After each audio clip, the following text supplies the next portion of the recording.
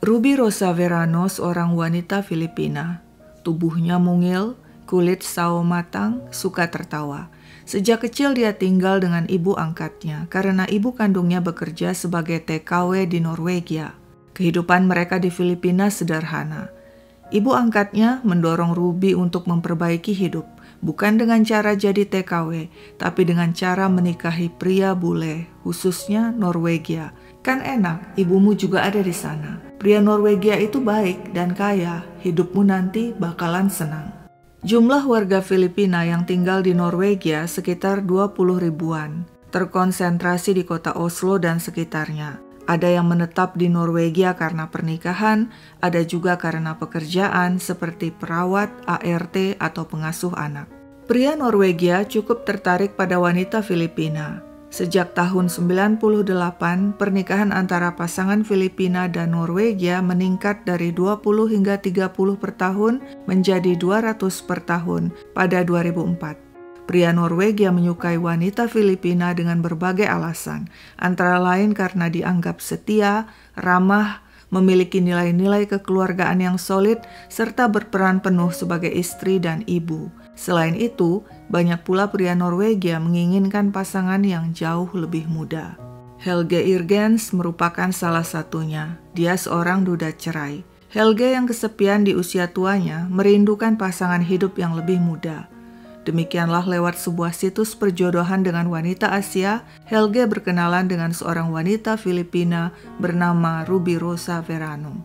Usia mereka sangat jauh, 30 tahun. Helge lahir tahun 1952, sedangkan Ruby Rosa 1982. Tapi seperti kata orang, cinta tidak mengenal usia, tidak mengenal angka di kalender. Jika cocok, apa salahnya menjalin kasih? Dan itulah yang dilakukan Helge dan Ruby Rosa. Mereka berpacaran jarak jauh. Helge kemudian mengunjungi Ruby di Filipina. Dia tidak kecewa bertemu langsung dengan kekasihnya itu. Ruby Rosa imut-imut, lincah, ramah, eksotis, dan antusias bertemu dirinya. Setelah itu hubungan mereka semakin serius dan pada tahun 2007, Ruby Rosa datang ke Norwegia menikah dengan Helge. Mereka tinggal di rumah Helge di Telavak di Pulau Sotra, jauh dari keriuhan dan gemerlap perkotaan, sebab Telavak adalah desa kecil dengan penduduk hanya sekitar 500 orang. Meski begitu, alamnya indah, udara segar, suasana tenang. Helge hidup mapan. Dia memiliki sekolah mengemudi dan bekerja sebagai instruktur. Ruby juga tidak mau hanya berdiam diri di rumah. Dia sempat bekerja di hotel, kemudian ikut membantu pekerjaan di sekolah mengemudi. Selain itu, dia dan Helge juga mengelola sebuah toko kecil yang menjual bahan-bahan makanan Asia. Sesekali, Ruby mengunjungi ibunya yang tinggal di utara Norwegia. Jika kangen kampung, dia juga pulang ke Filipina. Apakah Ruby Rosa betah? Kesepiankah dirinya? Yang pasti di desa kecil yang sepi itu dia hanya hidup berdua dengan Helge sebab mereka tidak punya anak. Sebagai duda cerai, Helge sudah memiliki 2 anak dari pernikahan sebelumnya. Kedua anak itu, Emily dan Regina, sudah dewasa dan mandiri berusia 20-an. Sesekali mereka mengunjungi sang ayah Helge dan Ruby. Hubungan mereka dengan Ruby Rosa baik. Emily dan Regina malah senang kini ayah mereka tidak kesepian dan ada yang mengurus. Mereka mengatakan Ruby Rosa sebagai sosok manis yang menyenangkan. Tidak terasa sudah memasuki tahun 2014. Sudah sekitar 7 tahun Ruby Rosa menikah dan tinggal di Norwegia. Usianya sudah 32, sedangkan Helge 62. Namun akhir-akhir ini kesehatan Helge terganggu. Hidungnya kadang mimisan tanpa sebab yang jelas, sebab dokter juga tidak bisa memastikan kenapa. Selain itu, Helge pernah mengalami kecelakaan mobil 2 kali, meskipun ringan. Hal itu tentu saja menimbulkan kekhawatiran Ruby dan anak-anak Helge serta keluarga besarnya. Sebenarnya dulu kehidupan Helge penuh gejolak.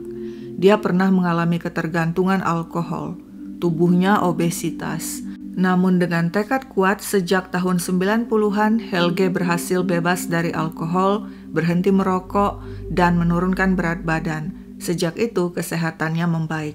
Namun itulah entah mengapa mendadak tahun 2014 dia mulai mengalami kejadian-kejadian aneh seperti mimisan dan kecelakaan itu. Mungkin faktor usia yang sudah kepala 6. Dan puncaknya terjadi di suatu malam di bulan Juni 2014. Rubirosa panik ketika menemukan Helge di kamar di atas tempat tidur tidak bergerak. Dia segera menelpon nomor pertolongan darurat 113. Suamiku Helge tidak sadarkan diri. Operator mencoba menenangkan dan membimbing Rubirosa memberikan bantuan CPR pada Helge. Namun malang, ketika setengah jam kemudian petugas paramedis tiba, Helge dinyatakan meninggal dunia. Emily dan Regina Irgens bersama ibu mereka sedang menikmati liburan musim panas di Hardanger ketika pukul 5 pagi, Emily terbangun mendengar dering ponsel. Seseorang yang mengaku sebagai petugas paramedis mengatakan Helge Irgens telah meninggal dunia. Emily dan Regina menangis menerima berita buruk itu. Mereka segera membatalkan liburan dan mendatangi rumah ayah mereka di Telavak. Ruby menyambut dengan wajah sedih. Meski begitu, dia tampak tenang dan tabah. Begitu banyak pertanyaan muncul di benak Emily dan Regina. Mengapa ayah mereka mendadak meninggal? Apakah karena serangan jantung? Meskipun terkadang ayah mereka mimisan, tapi setahu mereka sang ayah tidak punya penyakit serius. Beberapa hari mereka tinggal di Telavak menemani Ruby. Karena penasaran dengan penyebab kematian sang ayah, Emily dan Regina akhirnya minta dilakukan otopsi. Usai otopsi, Helge dimakamkan. Setiap hari Jumat, Ruby, Emily, dan Regina mengunjungi makam Helge. Di sana mereka menangis dan tertawa bersama, mengenang memori indah bersama pria yang mereka cintai itu. Demikianlah hari demi hari berlalu. Bulan Agustus tiba dan hasil otopsi keluar. Sangat mengejutkan. Ditemukan kadar karbon monoksida yang tinggi lebih dari 50% di dalam darah Helge. Apakah Helge bundir dengan menghirup gas karbon monoksida atau ada orang yang sengaja membunuhnya dengan gas itu? Tapi bagaimana caranya gas itu bisa masuk ke tubuh Helge? Kepada polisi, Emily dan Regina melaporkan kecurigaan di garasi sang ayah mereka temukan alat panggang sekali pakai yang sudah digunakan tapi tidak menyisakan bekas makanan. Seolah ada yang sengaja mengaktifkan alat panggang itu untuk tujuan tertentu. Polisi awalnya menolak memeriksa alat panggang itu karena menganggapnya tidak relevan. Namun Emily dan Regina ngotot dan berkali-kali mendesak polisi untuk memeriksa alat itu sehingga akhirnya polisi menuruti. Dan kemudian terbukti alat itu jika dipakai di ruang tertutup bisa menyebabkan keracunan karbon monoksida. Kini kecurigaan tertuju pada Rubirosa. Sebab dia orang yang paling dekat dengan Helge, juga merupakan orang terakhir yang bersama Helge saat ditemukan pingsan di atas tempat tidur. Tapi polisi tidak mengatakan apa-apa pada Ruby, karena mereka fokus terlebih dulu mengumpulkan bukti-bukti. Pada bulan Desember 2014, Ruby pergi liburan ke Filipina. Polisi membiarkan dan mereka menunggu dengan sabar kepulangan Rubirosa. Pada Februari 2015, sekitar 8 bulan setelah Helge meninggal, begitu Ruby tiba kembali di Norwegia, polisi langsung meringkusnya di bandara. Meski menangis, Ruby mengaku sesungguhnya dia lega dirinya ditangkap, sehingga kini dirinya lebih tenang, tidak khawatir lagi dihantui aksi kejamnya. Apa yang sebenarnya terjadi? Begini ceritanya. Sejak awal Ruby menikahi Helge bukan karena cinta, tapi karena uang. Ruby mengaku ibu angkatnya yang mendorongnya melakukan hal itu agar kehidupannya dan kehidupan keluarga besarnya di Filipina membaik. Diam-diam tanpa setahu Helge, Ruby sering mengirim uang kepada keluarga besarnya di Filipina.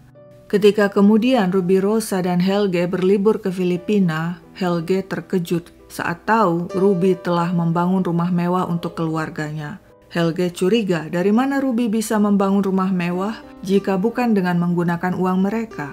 Mengapa selama ini Ruby tidak memberitahunya? Ketika kemudian Helge mengecek keuangan mereka, dia menemukan selama tinggal di Norwegia, Ruby ternyata rutin mengirim sejumlah uang kepada keluarganya di Filipina tanpa setahu Helge. Sebagian uang juga ada yang dipinjam dari kartu kredit. Puncak kiriman itu mencapai sekitar 500 juta per bulan. Betapa marah Helge, dia labrak Ruby. Bagaimana Helge tidak pusing, sebab saat itu income dari usahanya juga sedang menurun. Akibatnya Helge terpaksa mengagunkan rumah untuk mendapatkan pinjaman guna membayar berbagai kebutuhan. Sejak saat itu Helge dan Ruby Rosa sering bertengkar. Hubungan mereka kini penuh kecurigaan. Tapi masalah tidak hanya sampai di situ. Suatu hari Helge menemukan fakta, ternyata sejak akhir 2013, Ruby Rosa berselingkuh dengan seorang pria di Filipina. Ruby juga sering mengirimi pria itu uang. Helge yang merasa terus-menerus ditipu, menegaskan dia ingin bercerai dengan Ruby. Tapi meskipun marah, Helge masih menggunakan logika, dia tidak ingin membiarkan Ruby begitu saja. Aku akan bantu kau mencari tempat tinggal. Ruby geram. Sejak dulu sebenarnya dia memang ingin bercerai dengan Helge. Lagi pula dia memang tidak cinta pada Helge. Dia ingin bersama kekasihnya di Filipina. Tapi Ruby tahu kalau dia bercerai, maka dia tidak akan mendapat banyak. Padahal dia ingin seluruh harta Helge. Cara satu-satunya, Helge harus mati agar dia bisa menguasai seluruh harta Helge. Ruby pun mulai mencari informasi di internet tentang cara membunuh orang. Setelah memilih-milih dan berpikir-pikir, dia putuskan membunuh Helge dengan gas karbon monoksida. Dia beli alat panggang sekali pakai. Kemudian suatu malam di bulan Juni, dia beri Helge obat tidur. Setelah Helge tidur, Ruby Rosa menyalakan alat panggang hingga terbakar dan mengeluarkan asap. Lalu dia tutup rapat-rapat jendela dan pintu kamar tidur. Dan demikianlah aksinya sukses. Helge tewas seperti orang tertidur karena keracunan menghirup asap yang mengandung karbon monoksida. Di persidangan yang digelar di Nordhordland, lewat kuasa hukumnya, Ruby Rosa membela diri dan mengatakan dia memang membunuh Helge, tapi dilakukannya secara spontan, tidak direncanakan karena mereka bertengkar. Ruby mengaku sejak awal pernikahannya tidak bahagia. Dia merasa diperbudak Helge. Mereka kerap bertengkar sebab Helge kasar dan melakukan KDRT. Helge sering menyemburkan caci maki, dasar mata duitan, gold digger, dasar pelacur. Ruby Rosa juga merasa terisolasi di tempat tinggalnya. Dia tidak punya teman dekat, tidak memiliki dukungan sosial. Keluarga Ruby membenarkan hal itu. Menurut mereka, Ruby sering mengadu mendapat perlakuan kasar dari Helge. Mantan istri Helge juga membenarkan Helge memang kasar. Tapi jaksa mengatakan jika memang Helge kasar, mengapa Ruby Rosa tetap bertahan dan tidak minta cerai? Mengapa malah kemudian membunuh? Di persidangan jaksa penuntut membeberkan bukti-bukti betapa Ruby Rosa telah mempersiapkan pembunuhan dengan matang. 3 minggu sebelum kejadian, di komputernya, Ruby melakukan pencarian di internet hingga 250 kali tentang metode membunuh seseorang, termasuk diantaranya dengan cara meracun. Dia malah sempat membeli racun tikus. Namun di persidangan dia mengatakan, saya membeli racun untuk membunuh tikus, bukan untuk meracun suami saya. Hasil otopsi memang menunjukkan tidak ditemukan racun tikus di tubuh Helge. Tapi berdasarkan data yang tercatat di internet, Ruby tidak bisa mengelak dan mengaku setiap bertengkar dengan suaminya, dia memang selalu mencari cara di internet untuk membunuhnya.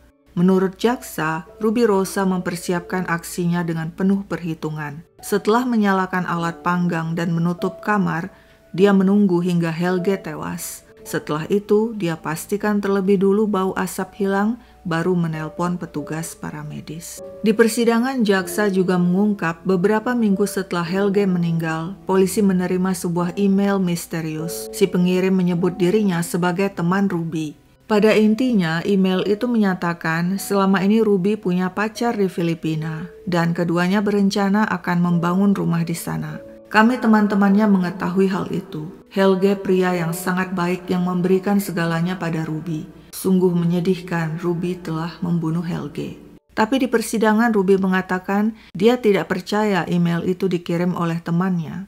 Menurutnya email itu sengaja dikirim anak-anak Helge.